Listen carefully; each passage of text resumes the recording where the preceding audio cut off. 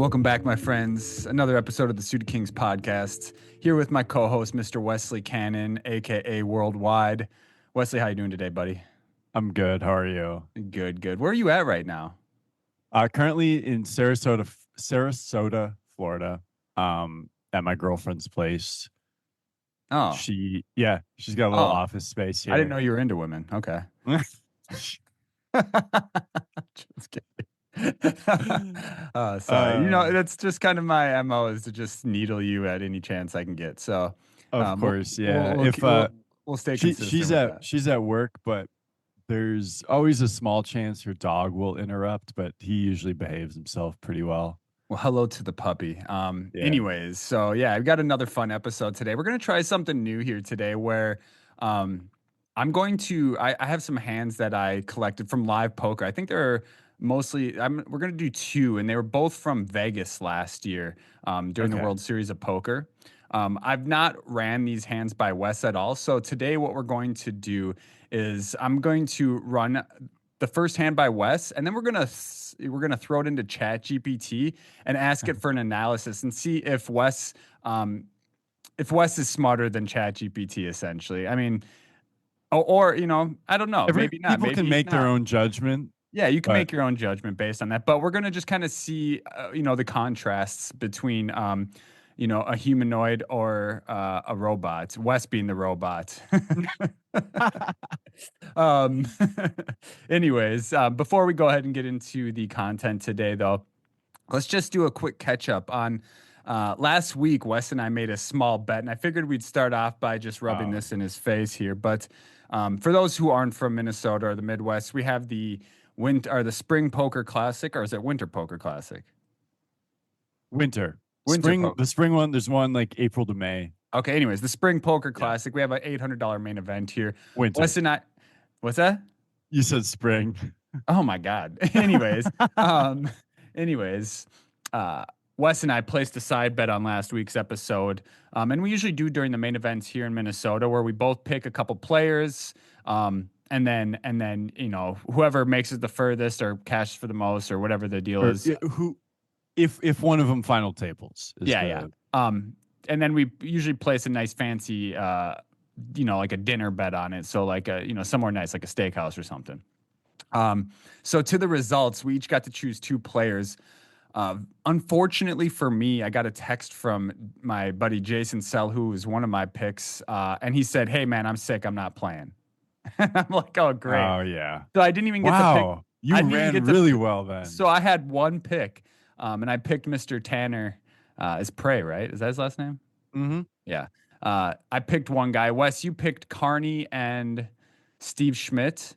Yep. Steve got 28th, I Steve think. got 28. You got 29th. 12th, by the way. Congrats to you on that. Thank you. My guy though outright won the event. Yeah, that's amazing. Well, apart from yourself, you had one pick and he just wins it. Like we've done this at least 4 times.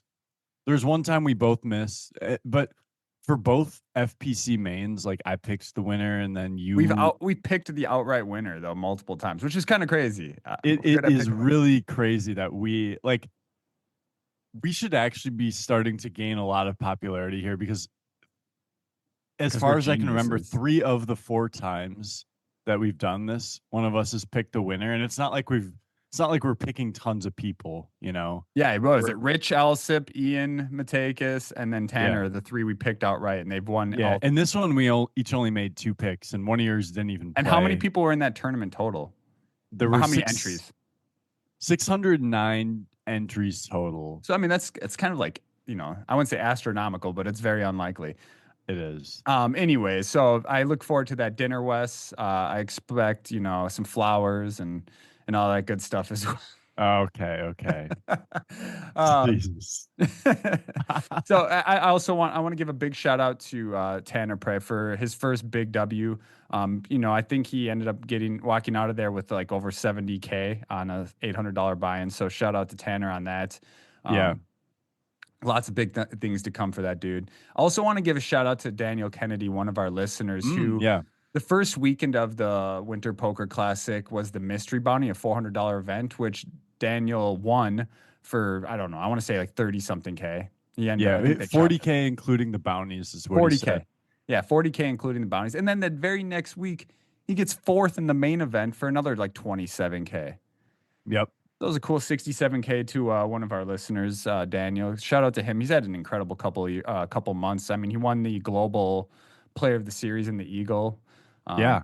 Been on a tear. So shout out to you, Daniel. Yeah, Um, great job. is there I think anyone he else did I'm an missing out for interview shout outs? on I think he did interview on the Rec Poker podcast too. Did he? Okay. And he said that I'm the person he wants to stack the most. Oh, the stack study thing, whatever, stake Yeah. stack study. Yeah. Yeah, good. Well, make sure to just punish him. I mean, he'll try whatever he can to get to you. So, Hmm. anyways, shout out to him. And is there anyone else I'm missing on shout outs? If you remember Yeah. anyone, remind me. But anyways, we'll continue with it here. Secondly, we won't linger on this too long as we have the past episodes. But Wes is still rolling through on his bankroll challenge. Wes, you're in week 3 now. Is that right? Essentially, I mean, I guess I would say week 4, like I want to say I've done 12 or 13 sessions. 12 or 13 Um, sessions. I mean, multiple hours on each one as well.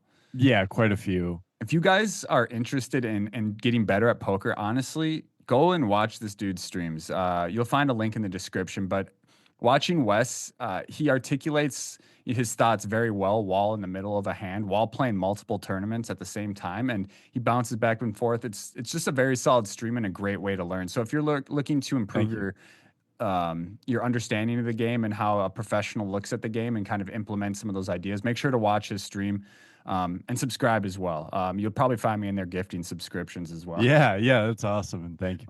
But Uh, yeah, thanks for saying that. And I think I can even think of some hands last night where I think I made a mistake, and sometimes those are the ones where afterwards I'll be talking about them for a few minutes. It's not necessarily like I'm not necessarily always explaining. Let me put it this way. Sometimes I'm explaining things from like a teaching perspective. And then there are some where I'm just sort of reflecting, like, was that the right decision?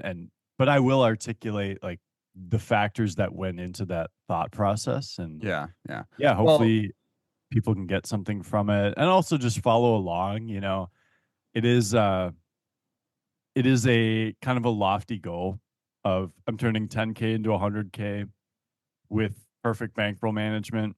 And my so perfect one in thing, finger quotes. yeah, right, yeah. um the one thing I was thinking too is that and a couple of people mentioned it to me this weekend. I should maybe give myself some sort of deadline because it's like, oh, if I do it in 7 years or whatever, is that really I what the thought your goal ultimately was by the end of this year, but maybe that's incorrect. yeah, I actually never really put a goal on it, but my thought is I should do it within 1 year of when I started. Give Yeah, myself and a calendar year. yeah, I mean, I mean, even 2 years to me is reasonable. Try and make 50K a year playing online poker is it's not too bad. I will, and yeah, I mean, here's the thing: is it's a bankroll challenge. I mean, setting limitations typically will help. In my opinion, will help you, but it could also, hurt you as well. Because, like, say you're getting closer to the end and you're nowhere near it, you might.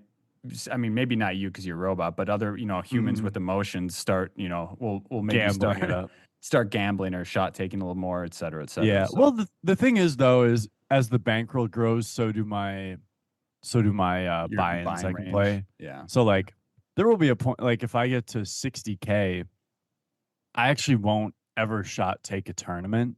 yeah, Like I'm unless there's some site like I'm not playing. I guess I've played some. I guess technically I've played a couple 1Ks online, but a couple 500s on a site. And apart from like WSOP bracelet or circuit events, like my online is usually capped at 2 18s for tournaments. But for okay. cash, and then for cash, like I don't need to play above 510. And once I get to 40K, I can play 510. So, I mean, like I could play 1020 at 80K, which I've done. Okay, But okay. I think once we get up there, I won't feel like I need to shot take really because it's sort of my normal limitations. Okay. Okay. Um, but yeah, so my thought as far as when I need to finish it by, and granted, like I'm not saying I would just stop doing it after this point, but if I do it within a year of when I started, that would mean 90K of profit in a year, which is 7,500 a month. And if I'm not quite there yet, I'll give myself 3 extra months. So my thought is finish it by the start of February, like February 4th or whenever I started it of next Hmm. year. Hmm. If I don't, I'll give myself until the WSOP of next year. So like a 15-month total roughly. And Okay. that would mean like 6K profit a month. So that'd be good too. Yeah. So I mean, my that's main still goal is very nice. 12 months, and then I'll give myself an extra 3 grace period. I, So I've been enjoying the journey so far, and we'll continue to watch and support you there. And I hope a bunch of our listeners will as well. Again, check out his Twitch channel. He does it like 4 or 5 nights a week. So make sure to gonna check. do it tonight and tomorrow as Yeah. well. So the day this releases, he'll be streaming that night. That's on twitch.tv under the Poker Cannon, Cannon being with two Cannon. Make sure to check that out. Again, link in the description. Um, we always have other things to push out. One more thing I actually want to give a shout out to was our boy Bavada Degen, who won the meetup game last night. Mm, yeah.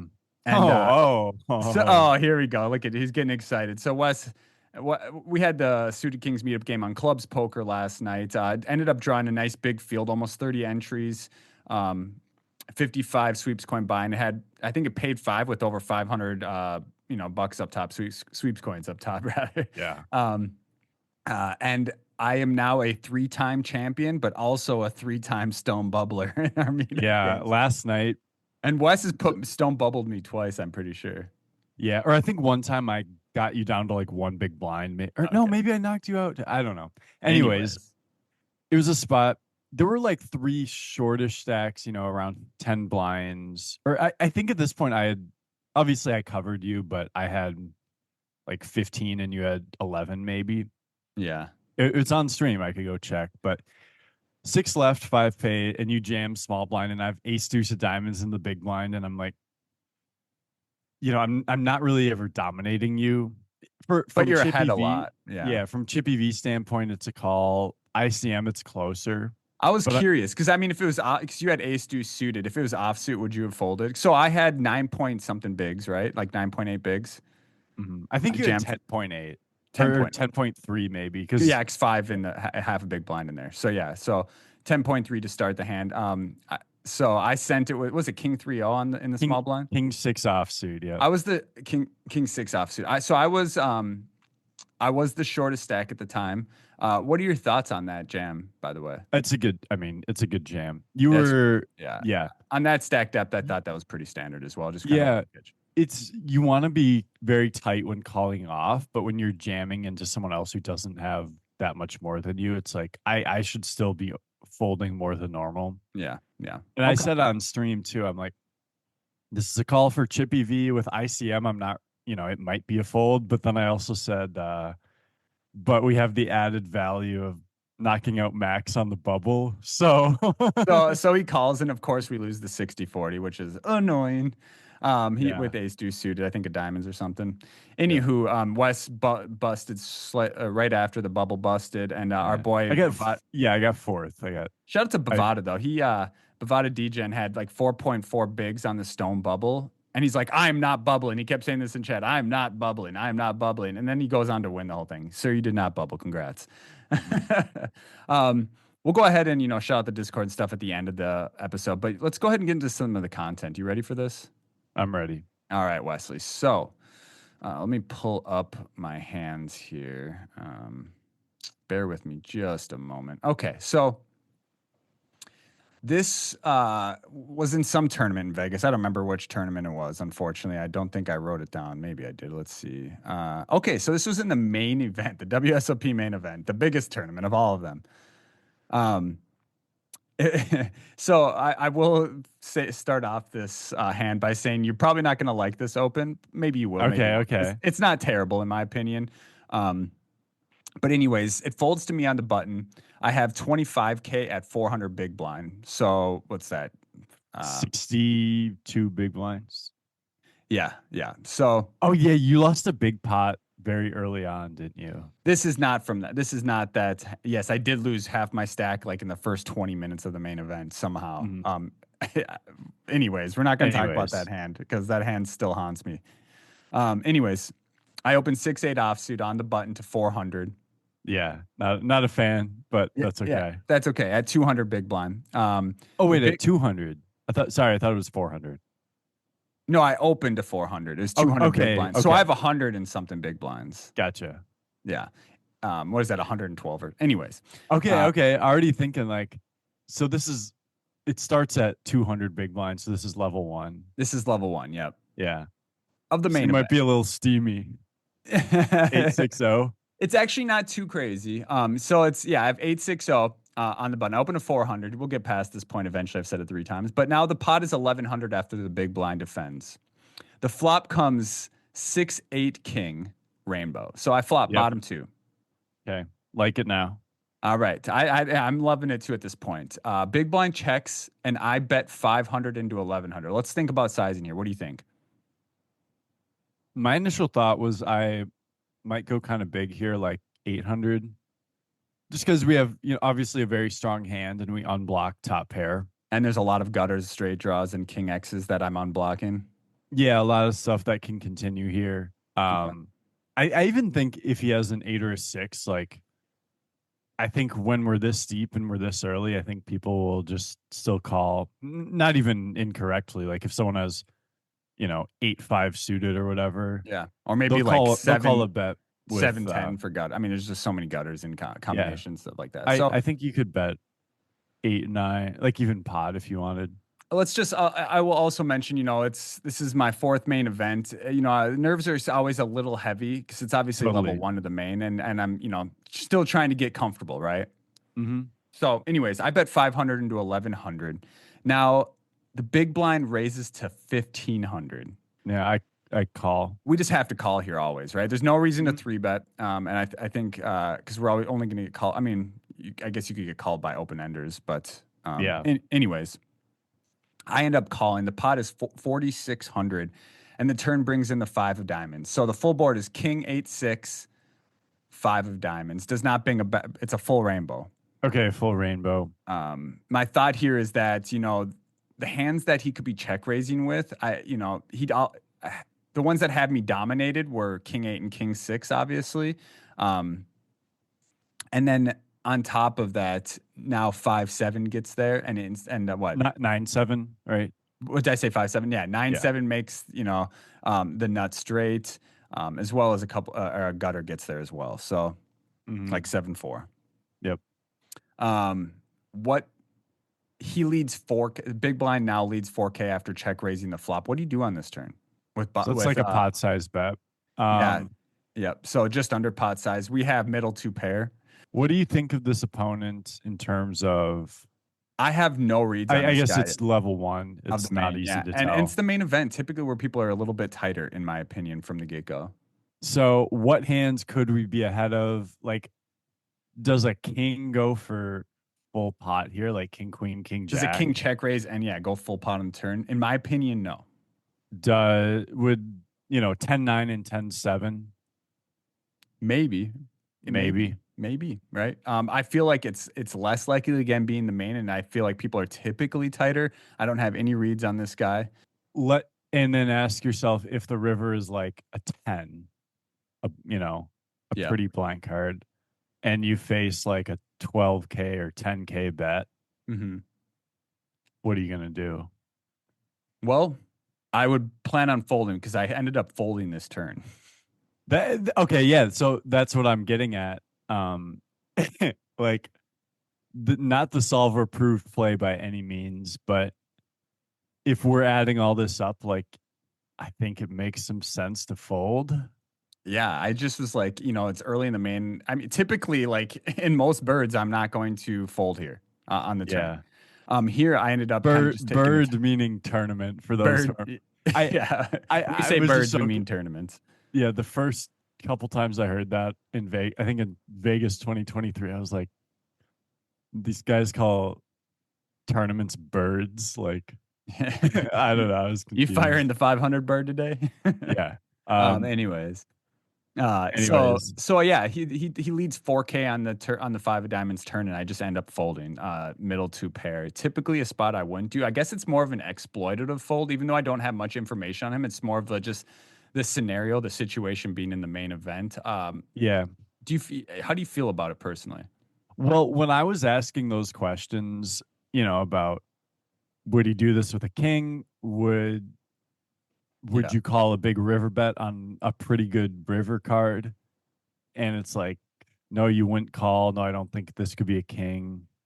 It's like, well, we probably don't beat value, and some of the bluffs got there, and exactly. are Yeah, yeah. So it's like, I guess folding now makes sense. And it's funny. It's ironic that you're saying it on this podcast because that's one where I might just like fold. But if I fold, I'm just never going to tell anyone because I don't want anyone to know they can get me off of two pair yeah. or and like I don't want someone to start bluffing with that line, or I also just don't want people to realize how exploitable I might find them that I can I fold don't two think pair. that's necessarily relevant because I'm not going to play this the same in every tournament.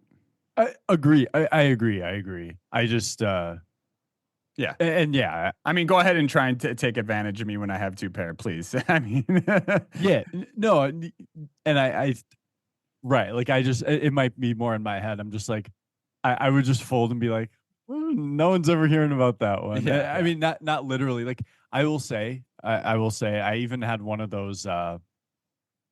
Well, actually, I've already told people about it, Yeah, exactly. I was but going to I've say, I had, remember this. Yeah. yeah. And that's Well, no, okay. Yeah. I even had one last weekend on day two where I folded Ace King pre. Um, there's like a raise and a three bet, and I just snap mucked Ace. Like I just had the bad vibes. Like this is going to be the end of the tournament if I jam. So I'm like, I'm out.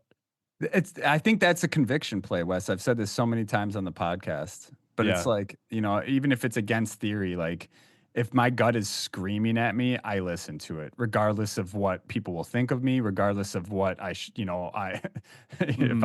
what I'll think of myself afterwards, Yeah. et cetera, et cetera. So, um, anyways, yeah, I think you kind of nailed on my thought process. Like my hand is a pure bluff catcher, plus some of the bluffs got there on the five of diamonds turn. So, for this reason, I just ended up folding. So, my goal here isn't to just get what you would do in this hand. It's to also see what AI would do in this hand and That's see. right. So, I did put this hand into ChatGPT. I do want to kind of give a caveat. So a couple of weeks ago, I was throwing some hands into ChatGPT and prompting it in different ways to see what kind of responses I could get.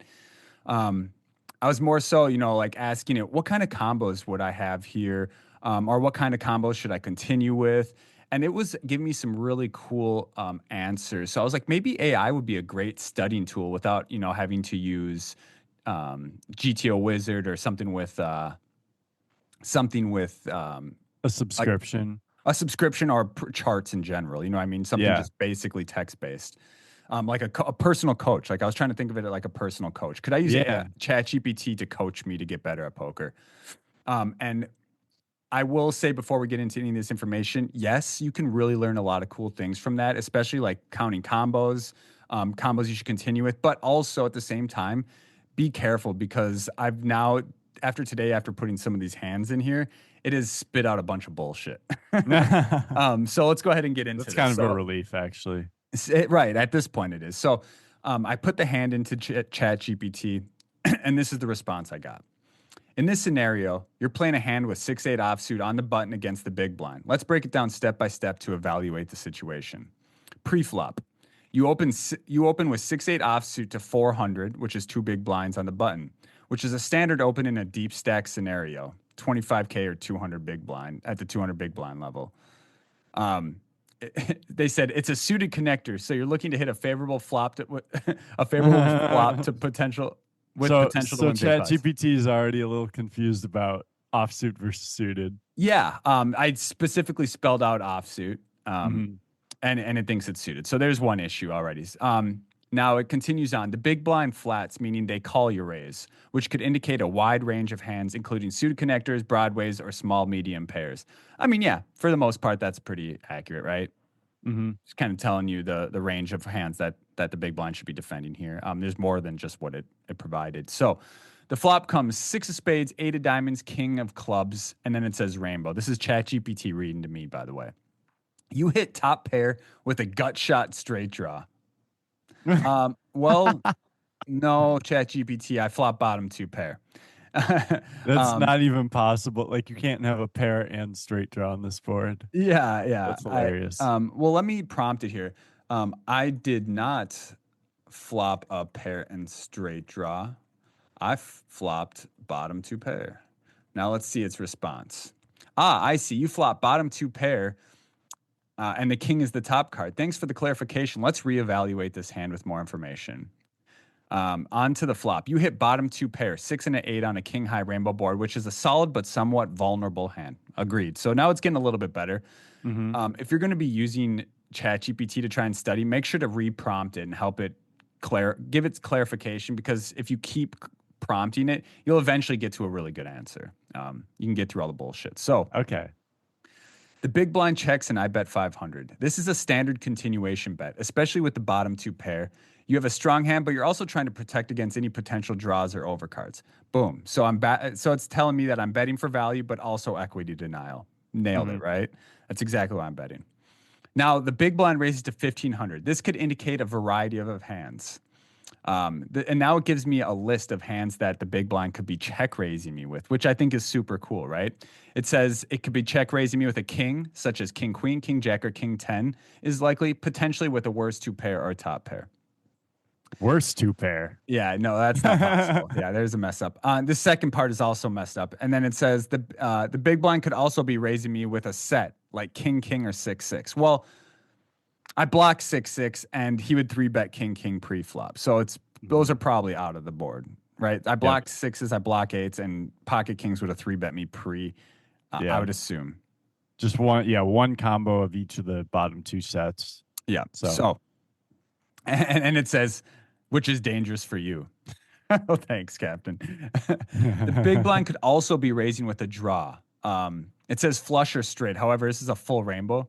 Oh, wait, look it. Never mind. The big blind could be also raising with a draw, flush or straight, although less likely it's a flush since it's a rainbow board. okay. Yes, very much less likely, ChatGPT. Um, the pot after the flop is 4,600. All The right. turn is the five of diamonds. Pot is actually 4,100. Pot, yeah, the pot. So I actually prompted it wrong. I put Okay. 4,600. Okay. Yeah, that was my bad. Yeah. So the turn is the five of diamonds. Well, the turn was actually the five of hearts. So it's a full rainbow. Okay.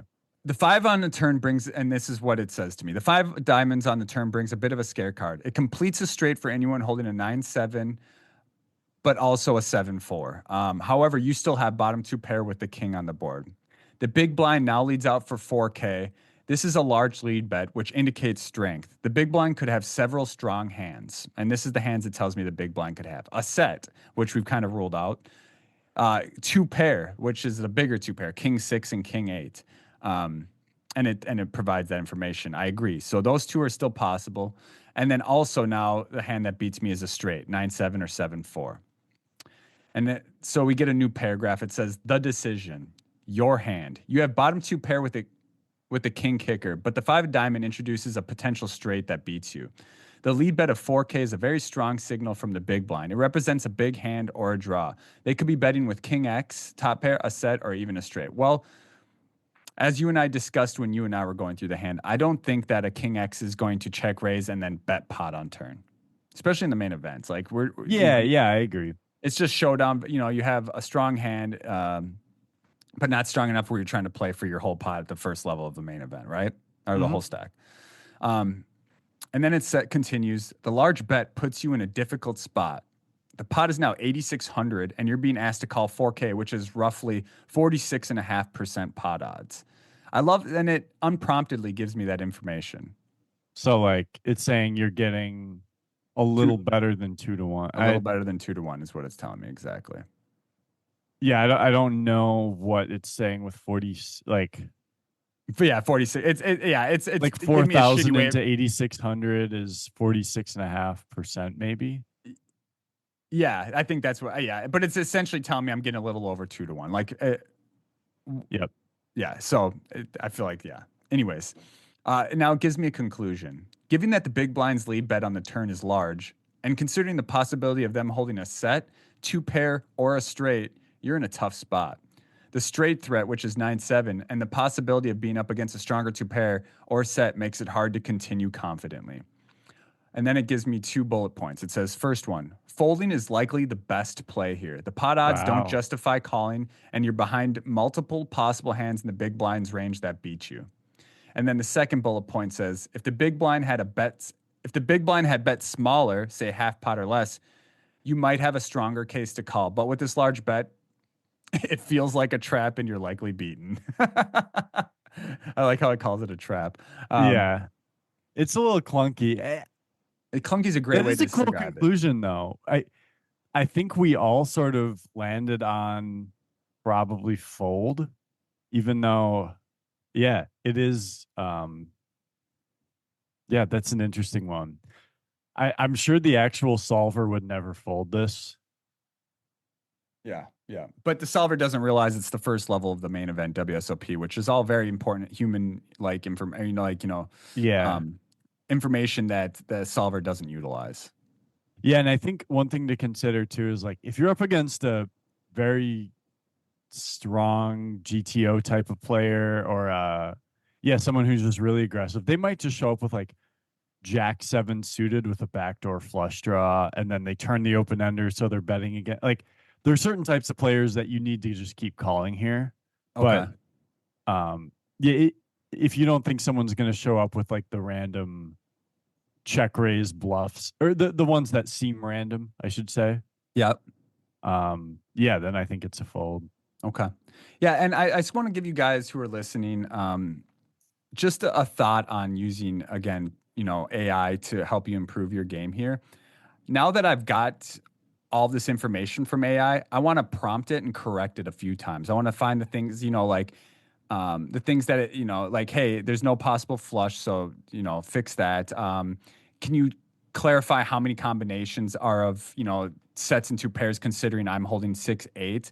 And then just prompt it different stuff like that. And then once you kind of give it a more clear line, it will give you a pretty good answer, honestly. So you just got to make sure that you also have a decent understanding of how the game works, so that you can correct it a little bit and then Yeah. get a good final answer from it.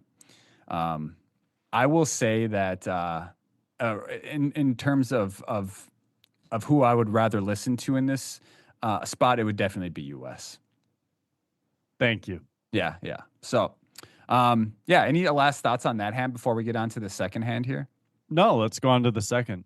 Okay, so the second hand here is one that I actually I did bring up with you back in Vegas last year. You may or may not remember it. We haven't talked about it for months and months on end I'm here. sure I'd remember it.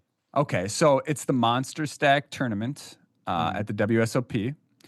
I'm actually gonna bear with me here a moment. I'm pop this into ChatGPT while I give you the hand history. Give me 1 second. Okay, so it is the Monster Stack at the 300, 500, 500 big blind level. Folds to Oh, cutoff who opens to 1200 at 500 big blind. He's got, I want to say he's got just over 40 big blinds. Okay. yeah. I feel like I'm going to remember this one. I will say that I do have a read on this opponent. He has been, man, I had like a direct read on him that I can't remember now. It's been so long, but what was it? It was, oh, yes, I remember it now. So I'd seen him play a bunch of hands to this point, and when he had like a strong hand, he would bet quickly, pre-flop, post-flop. Like he would just kind of make quick decisions when he had easy decisions. Um, when he didn't have like a straightforward decisions, he would shuffle the corners of his cards a little bit and fiddle with his fingers. Like pay attention to this stuff because Cool. these are good reads, and I'm not even joking. So pre-flop, I'm looking at him. He's to my direct right, so I'm on the button. He's cut off. And I'm seeing him kind of like thinking about it, and he's flicking his cards a little bit, like with his thumbs, like fiddling with his cards a little bit. And then he, after maybe 10 seconds, he opens to 1200 at 500 big blind. Okay. Because of this read, and also because I think my hand kind of makes a good candidate. I would get your thoughts on this here. I three bet to 3500 on the button with ace six off. What do you think? Yeah, I mean, so obviously from a solver like a pre-flop charts are gonna say it's terrible. This So is, you, but we're not. Yeah, I mean, this is more of an exploitative, yeah, I trying to mean, take advantage of the player in position type play. yeah, like if you think he is likely to have a weak hand, Well, just then wait. go for it. Yeah, Do you remember this at all? I do. Okay. He quickly calls, so Yeah. that was surprising. He didn't like really tank much on the call. He called I quick. don't remember exactly, but I remember kind of where it's going. Okay, So go so the ahead. pot is 8300. The Hmm. flop comes 10-10-4 rainbow. Hmm. He checks. So I feel like typically in these spots on such a dry board in a three bet pot, I probably should be c betting rather small. What do you think? Yeah, I mean, you could bet like fifth pot or something, quarter pot. Okay. I went about quarter pot. I bet a little under quarter pot. I went 2000 into 8300. So I feel like Makes that's pretty sense. decent. Yeah. Yeah. Um, and he calls. Okay. So now I'm slightly concerned. I'm trying to range him at this point, and I honestly think that he could be floating me with like any two broadways, ace highs, etc., as Some well as back some, doors, maybe. yes, yeah, maybe some Jack backdoor. nine suited. Actually, I don't think he's like a backdoor floater. I don't think he's Okay. that capable. Okay. He doesn't seem He's more just doing it with the high cards or yeah, something. with the high cards, just like, maybe I can turn one of my pairs and then play from there. Just Yeah. sticky, essentially. Pot is 12,300. Turn is the seven of hearts. He checks again. So now there's 12,300. Typically in these scenarios, when I'm betting small on the flop, with my value and bluffs, I'm going to size up turns. Um, Thoughts on that? And what into 12,300, what would you go? I might just check back here is my thought, but Yeah. Okay. I The seven of hearts to me is a complete brick. And if I think that I mean, honestly, ace high, you're right, because ace high like beats a lot of his shit yeah. floats. I guess yeah, I would say you could I would think going either small or checking here is fine just cuz like if you go big, I don't know. You're like against the sort of hands you think you might have, like I think a small bet should do the trick. Yeah. So if I remember correctly, again, this has been 8 months or whatever, however long ago now. But Yeah. if I remember correctly, after he called the flop, I kind of ranged him at some floats, some ace high floats that beat me. Some king X, some king, king queen, king jack, queen jack suited, things like that, hands that might still float as well. Um, and I was like, I'm gonna bet larger here and try and get him to fold like nines and under, which probably is not going to work. I don't know if I was even remember what I thought Oh at the yeah, time. yeah. But anyways, it turns to seven of hearts. He checks, and I go with 7,500 into 12,300. I have ace high at this point, which I agree with you. In most cases, I'm definitely not playing this hand. I'm just playing against my opponent. I'm taking it to the streets. Ace high often has showdown value, so it also could be just a decent spot to just check down. Mhm. Um, but I landed on 7,500, just kind of playing power poker at this point, and he calls. Now the pot is 27,300, and the river is the deuce of clubs. Mhm. Our opponent checks, and at this point, after I feel like I have enough information that he doesn't plan on folding, and I'm not, you know what I mean? Like I don't Yeah. feel like it's a great spot to triple barrel for all of it here. So I give up and I check. And he shows down something stupid, doesn't he? He has four deuce offsuit. So the board is 10-10-4 7 deuce. So he flopped a four, and then hit an irrelevant two pair on the river because he has four And and he 10. just And he just hangs in there for dear life. So for some um reason I thought he had like 7-3 suited where he just like floats the flop with 7 high or something. But yeah. at least after the flop, he played it reasonably. But I will say, this hand isn't about breaking down, what I was thinking. His hand's more of so about the chat GPT. But I will say that like I remember that live read being, I remember like, man, I wasn't upset with how I played this hand after I saw his hand.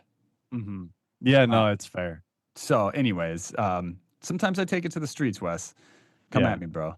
Um, let's go ahead here. Do you want to see what ChatGPT says about it? Yeah, I am curious. All right. So Can ChatGPT know the type of player you're up against? I mean, I could prompt it. Should I give it Because a quick? I think that would be a big factor here. All right. More piece of information. It's going to tell it that I have one more piece of information. The cutoff is an amateur who does not know opening ranges. Does that seem fine, you think? Yeah. And opens light. There we go. Okay, so it says, thanks for adding that. Knowing the cutoff is an amateur player who tends to open light really changes the dynamics of the hand. Let's reevaluate everything with that in mind. Isn't that Mhm. insane? Yeah. All right, so pre-flop. The cutoff opens to 1200 at 500 big blinds. Since the cutoff is an amateur who opens light, their range is likely to include a lot of weaker hands that they're overvaluing, such as small pairs, suited connectors, and Broadway hands. Well, in this case, it's going to be even worse, right? Yeah. You three bet to 3,500 from the button, which is still a solid sizing, especially against a loose opener. By three betting, you're putting pressure on a player who may be not as disciplined with their ranges. The cutoff calls, which is consistent with a looser player willing to see With a loser player. which is consistent with a looser player willing to see flops with a wide variety of hands. They could have a weak pair, Broadway suited connectors, and whatever junk. I added the whatever junk in there. Yeah. So pot after preflop is 8,300. The board is 10-10-4 rainbow.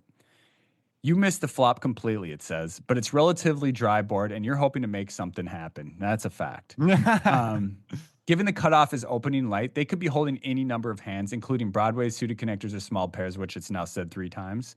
While the board may have hit their range, it's also a board where they could miss entirely. So you might have some implied equity if they're betting lightly. What do you think about that last statement? The implied, I disagree with the implied odds type of thing. I agree. I agree with you. That doesn't.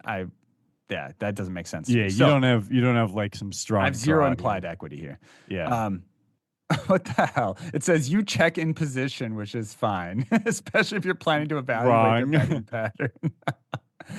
Okay, so let's prompt it again. I did not check the flop. I bet. Let's see if it fixes it now. Ah, I see. You bet the flop instead of checking. Thanks for the clarification. Let's go through the hand with this in mind. You bet 2,000 into the 8,300 pot, which is a good move. The flop is 10-10-4, which is relatively dry, and you have a good amount of equity with a pair of tens.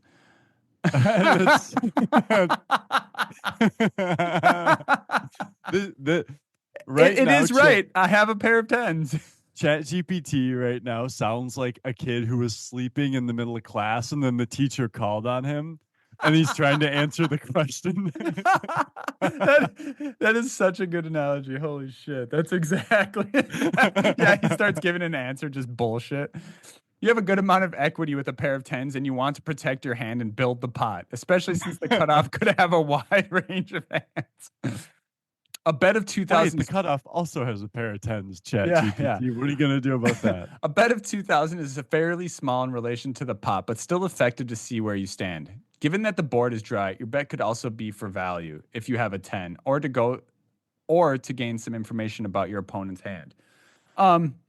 Yeah, in without like talking about my specific hand, I feel like that's good information.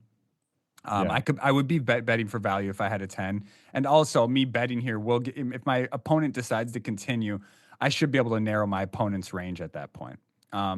Even though that's contrary to what I was saying, like, because I think he's floating with like Broadways and stuff, right? Yeah. So, anyways, we'll continue on here. We won't get stuck up on that. The cutoff calls the 2,000. This is a good sign that the cutoff might have something like a 10 or even a smaller pair, and they could be also holding a draw. And it says, although the sport doesn't offer many draws. Oh, God. This is one of the worst ones I've seen yet. Pot after the flop is 12,300. The turn is the 7 of hearts, it says. The 7 of hearts does. Good job. The 7 of hearts doesn't improve your hand. It's a fairly neutral card. If the cutoff had a hand like 5-6, They would have now made a straight. No, they would have turned an open ender if they had 5-6. So that's something to be aware of. It says, well, I feel like it's safe to completely remove 5-6 out of our opponent's range when they call the flop. You agree? I agree. Okay. Um, and that also ChatGPT. I'm sorry to say that does not make a straight. It's 4 to a straight. It's Yep. not. That would just be an open ender. This isn't Yahtzee. There's no small straights in this game, buddy. Good reference. It's now it's wrong again. It says you check this time, given that Oh you my. only have a pair of tens. Oh my God, we're not even going to prompt this one anymore. We'll just go through it. The cutoff bet I just want to hear it. It now says the cutoff bet 7,500 into the 12,300 pot. So it's switching up the cutoffs bet with my bet. Man, this episode is fantastic, Wes. At least we're getting our answer out of it that using AI is not better. It says this is a large bet, which it could indicate they have something strong like a 10 or even a set of tens or 4 of a kind. It says I now call the bet and I'm just holding top pair. Okay, this is all. This is a disaster. This is literally just a disaster at this point. Let's just go straight to the conclusion on this. Pre-flop, the 3-bet is good as you put pressure on the cutoff, which is likely opening a wide range.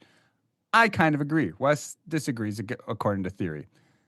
I actually don't say it. I wouldn't say I disagree. I mean, I did say that it would not be a theory play, but like, I'm not like clearly against 4 deuce off. If his range sometimes includes 4 deuce off, like having just an ace seems Like a great totally 3-bet. fine. Right, exactly. Yeah. Not that I'm sure he's sometimes folding 4 deuce off, but he just kind of like, sometimes he'll just like, I'm going to play these 2 cards because I feel like it.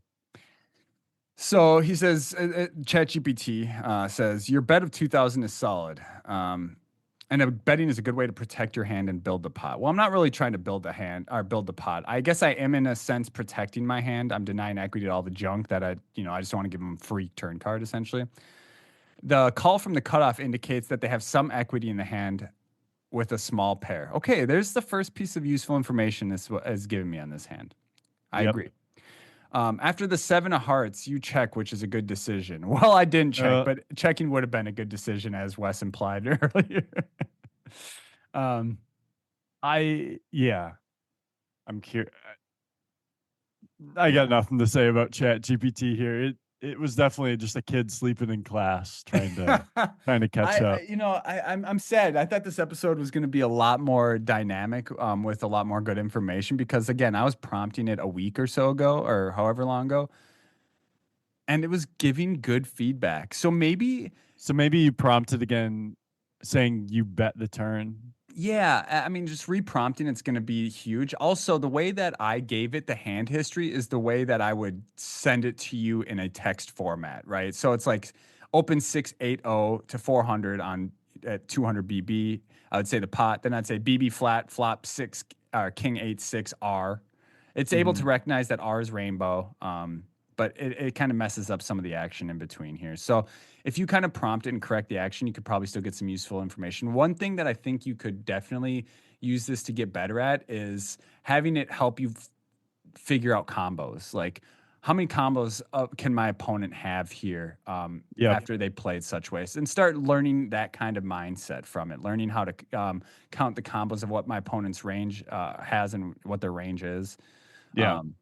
What other things do you think you could take away from using ChatGPT that we've discussed from going through these 2 hands? Well, one thing I'm glad to hear is you definitely can't use it to cheat in real time. Yeah. Yes. Yeah, that's a good point. I mean, not reliably, at least. Yeah, you could. Yeah. So that'd be interesting if there's a ChatGPT player on an online site. You were so I'm just going to prompt again. You were very wrong on the action of the last hand. Please do not do that again. It's just fixed forever. I apologize for the confusion earlier. I made some incorrect assumptions about your actions, and I appreciate your patience in clarifying things. I'll make sure to avoid these mistakes moving forward. Let's break the hand down properly this time. Should we see if it gets it right? Yeah. Cutoff opens at 1200 at 500 big blind. You three bet to 3500. This is a solid play. Thanks, ChatGPT. I appreciate that. Cutoff calls so they have a hand they're willing to continue with. The flop is 10-10-4. You bet 2000 into 8300. With a 10 high board, you're betting for value if you have a 10 or to build a pot if you're just trying to take it down with nothing. Well, A little better. yeah, it's better, but I'm not trying to. I say building the pot is not the correct Yeah. way to explain that, in my opinion. Anyways, cutoff calls, which could mean they have a 10 or a small pair like 4-4. Well, then they have a full A four house. would be a full house. Yeah. Or maybe Okay. I will say that fours flop the most sets. So maybe they do have a full house. Anyways, Yeah. or maybe they just have overcards like king, queen, or queen, jack, which Fair. that's what Yeah. I was saying. That's okay. So it's getting better. It thinks that it could float me with king, queen, or queen, jack, which I agree. So that's good. Pot after the flop is 12,300, it tells me. The turn Yep. is the seven of hearts. And now it messes it up again. You check the seven of hearts turn, which seems like a No. good decision. All right. Well, you're wrong again, buddy. And you know what? It lied to me, Wes. It freaking lied to me. It says, I will not do that again moving forward. But it Like did. It right did. away. Yeah, right away. So I'm gonna call it you're a liar. You're a liar. Uh-oh. Is it mad? It did. It removed my comment and said this content may violate our usage policies. Oh, shut up. All right. All right. I'm sorry, dude. You know, my biggest fear about calling like AI a liar is that it's gonna like store all this information, and when AGI becomes a thing, it's gonna like hunt me down. Be like, bitch, Yeah, I did not lie to you. it is possible. Terminator type stuff. I'm sure there's been a lot of people doing a lot worse than that, so I'm just gonna count on that. Bank on Probably. it. Anyways, Wes, that's kind of all I had regarding those two hands. I think it's safe to say that while AI has improved dramatically, you still should not use it to as your soul study tool. Thoughts? I agree. I haven't used it at all yet.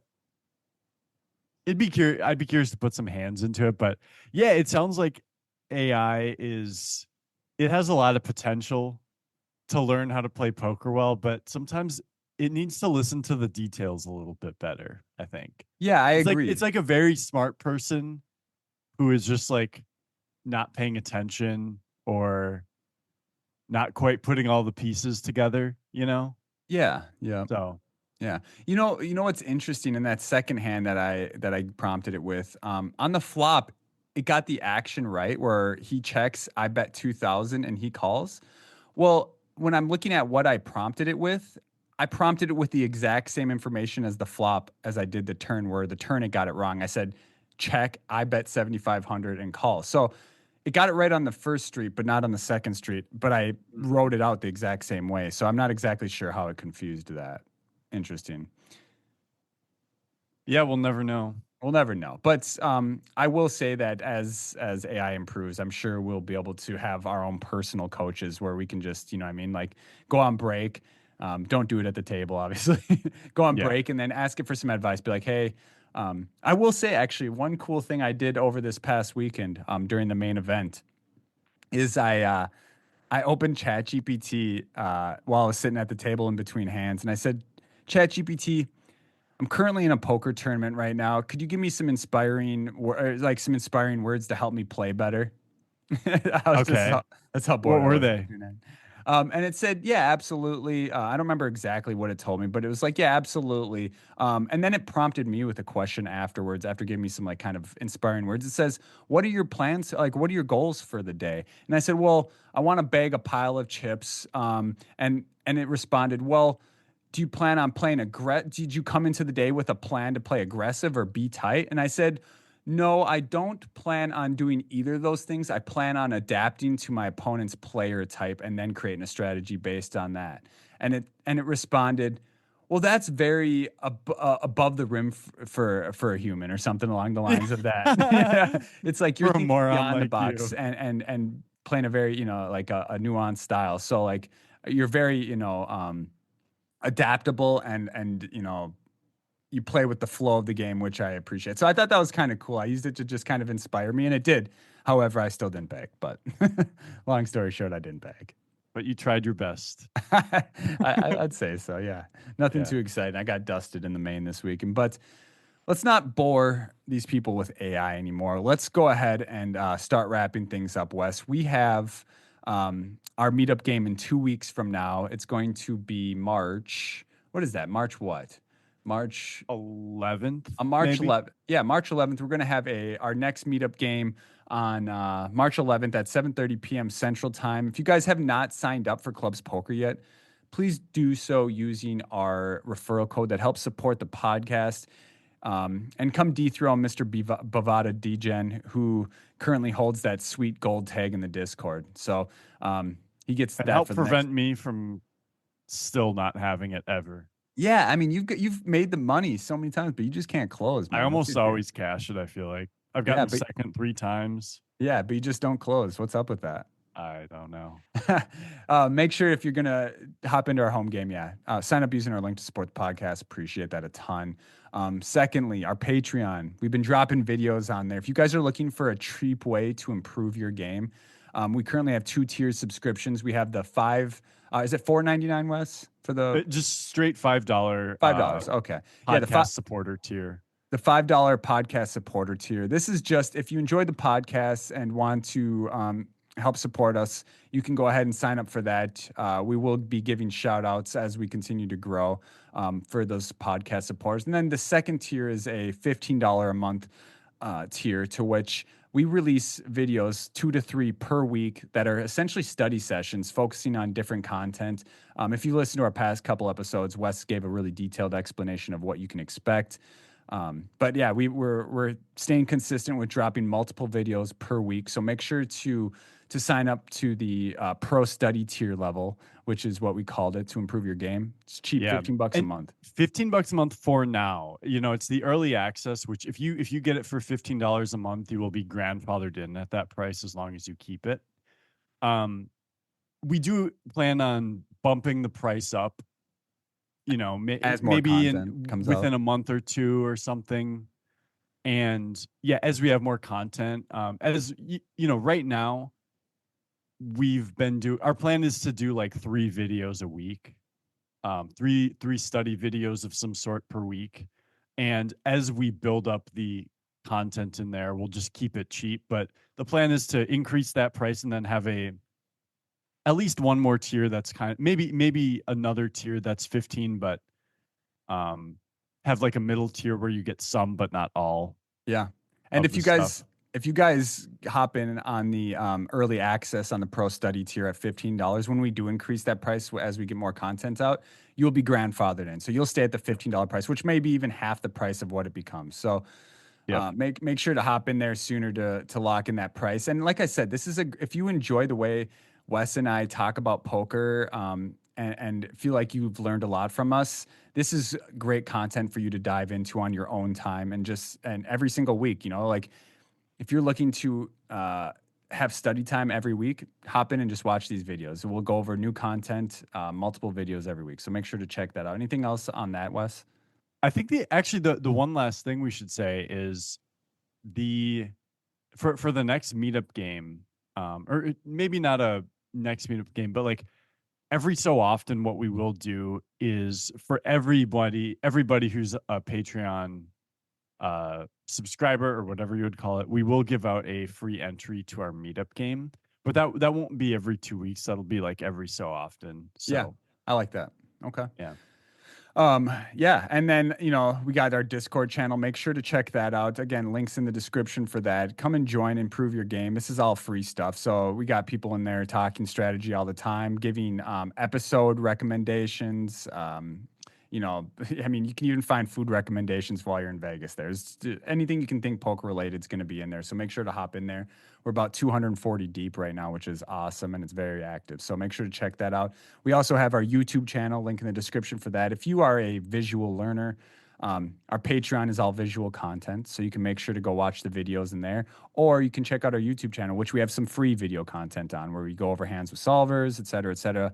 Even if you want to learn how to use a solver, we have a YouTube video on that right now. So make sure to check that out.